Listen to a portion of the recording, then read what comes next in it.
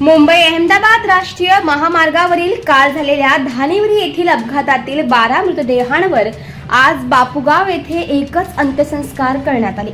यावेळी राज्याचे आदिवासी विकास मंत्री अशोक उईके यांच्यासह पालघरचे स्थानिक खासदार आणि जिल्ह्यातील सर्व आमदार उपस्थित होते।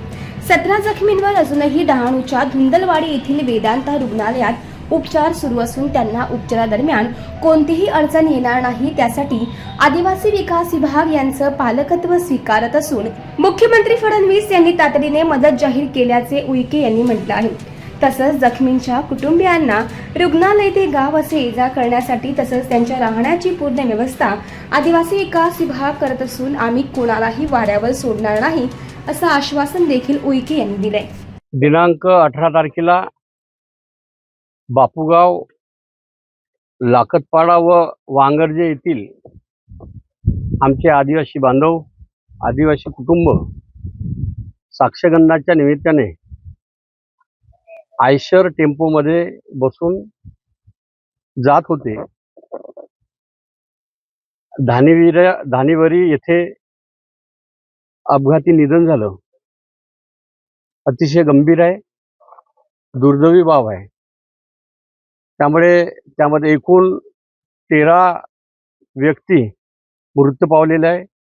बापूगाव व लाखतपाडा येथील 12 और वांगर्जे येथील 1 असे एकूण 13 व्यक्तीचं निधन झालेलं आहे आणि वेदांत हॉस्पिटल येथे 17 कुटुंब भरती आहे।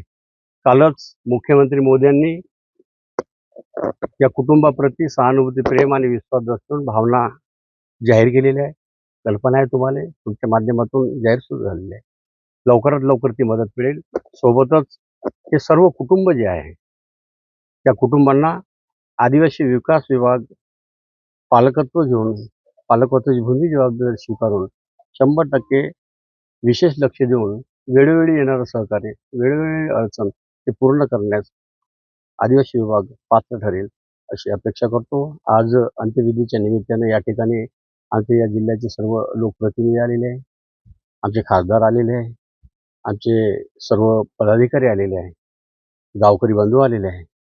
निश्चितच सर्वांसाठी अतिशय दुर्दैवी बाब आहे, दुःखदी घटना अशी तरी आपल्याला आता सर्वांना सहन करण्याची शक्ती सर्वांनी प्राप्त केलेली आहे आणि निश्चितच आम्ही ही कधी अशी घटना विसरणार नाही।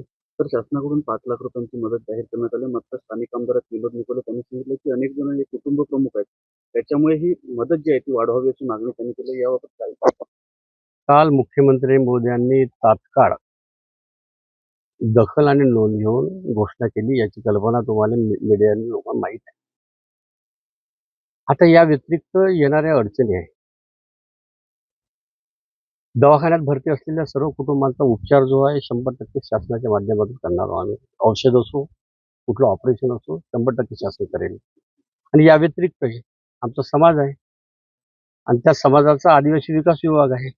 ज्या ज्या अडचणी येईल वेळोवेळी आम्ही आताच या ठिकाणी येण्याच्या पूर्वी जिल्हाधिकारी, ATC, प्रकल्प अधिकारी आम्ही सर्वजण बसलो आणि या सर्व कुटुंबाबद्दल चर्चा केली। कुटुंबाचा ते सर्वे करेल, काय काय अडचणी असेल त्या अडचणी दूर करण्यासाठी आम्ही पात्र ठरू। परंतु वाऱ्यावर कोणाला सोडल्या जाणार नाही, कारण आमचे बांधव आहे, आदिवासी बांधव आहे आमचे, एवढं सांगतो।